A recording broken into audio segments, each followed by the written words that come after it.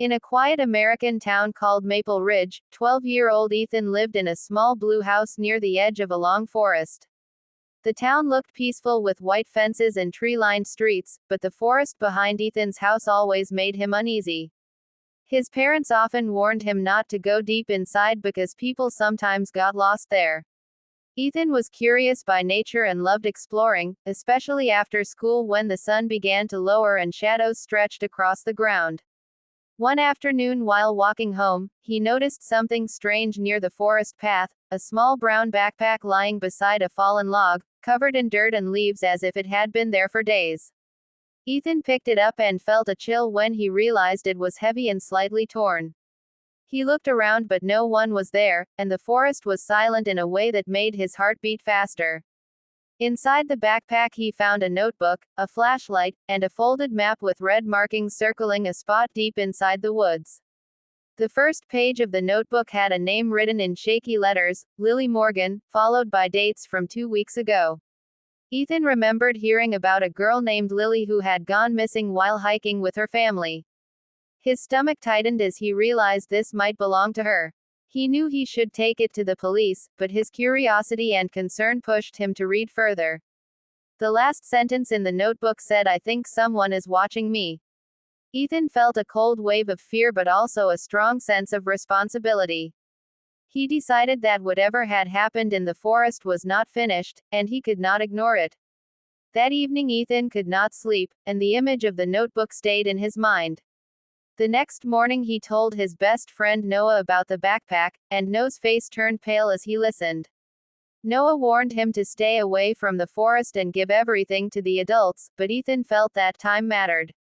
After school they walked together toward the edge of the woods, staying close to the path. The air felt heavy and every sound seemed louder than usual.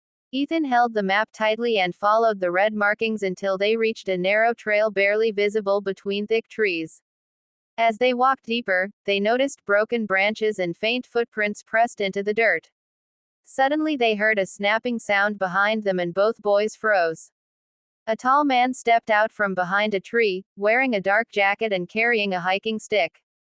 He smiled, but his eyes did not. He asked what they were doing out there alone, and Ethan felt his heart race. Ethan quickly said they were just exploring nearby and would head back soon. The man nodded slowly and warned them that the forest was dangerous, then walked away in the opposite direction. Noah whispered that something about the man felt wrong. As they continued, Ethan remembered the notebook words about being watched. Soon they reached an old wooden shed hidden behind thick bushes. The door was slightly open and scratches marked the outside. Ethan felt fear but also hope that Lily might be near.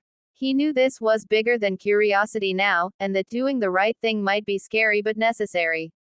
Ethan pushed the shed door open slowly, and the smell of damp wood filled the air. Inside, they found food wrappers, a blanket, and fresh footprints in the dirt. Lily was not there, but it was clear someone had been using the shed recently. Noah urged Ethan to leave and call for help, but before they could move, they heard footsteps approaching fast. The same man from before appeared at the door, his friendly smile gone. He asked them why they were snooping around, and his voice was sharp. Ethan felt fear but remembered his parents always taught him to stay calm and think clearly. He said, "They found a lost backpack and were looking for its owner." The man's face changed for a moment, and Ethan knew they had confirmed something important. Suddenly the man grabbed Noah's arm, but Ethan shouted loudly and kicked over a metal can, creating noise that echoed through the trees.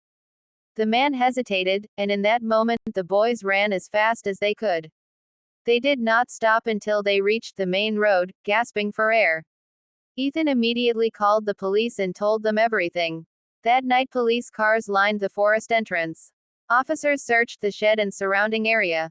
Ethan could not stop thinking about Lily and hoped she was still alive. Even though he was scared, he felt proud that he chose to speak up instead of staying silent. The next morning the town was filled with tension as news spread quickly. Police questioned Ethan and Noah carefully, and the backpack became key evidence. Officers followed the map markings and expanded the search area. Late in the afternoon, a police officer came to Ethan's house with serious but hopeful news. Lily had been found alive in a hidden ravine not far from the shed. She was weak and frightened but safe. The man from the forest had been arrested after trying to flee town. He had been watching hikers and luring children by pretending to be helpful. Hearing this made Ethan's hands shake, but he also felt relief wash over him. Lily later told the police she dropped the backpack on purpose hoping someone would find it. She had written the notebook message because she sensed danger. Ethan realized how small actions could save lives. At school, teachers talked about courage and responsibility, and students listened closely. Ethan did not feel like a hero, but he understood that choosing to act instead of ignore fear made a difference. The forest no longer seemed just mysterious, but a place where awareness and honesty mattered. Weeks passed and Maple Ridge slowly returned to normal. Lily reunited with her family and began attending school again. One day she thanked Ethan personally, and her words made him realize the impact of his choice. Ethan still felt uneasy when thinking about the forest, but he learned that fear could be a signal to act wisely, not freeze. His parents praised him for telling the truth and involving authorities instead of trying to solve everything alone. The town organized safety workshops for kids, teaching them to trust their instincts and speak up when something felt wrong. Ethan noticed how everyone became more connected, watching out for each other. He and Noah promised never to hide important information again, no matter how small it seemed.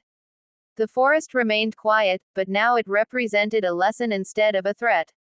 Ethan understood that doing the right thing sometimes meant facing fear, and that courage did not mean being fearless, but being responsible even when afraid. As the seasons changed, Ethan often walked near the forest but never crossed the safety signs. He remembered the notebook words and how close danger had been. The experience taught him that ignoring a problem could make it grow, while speaking up could protect others.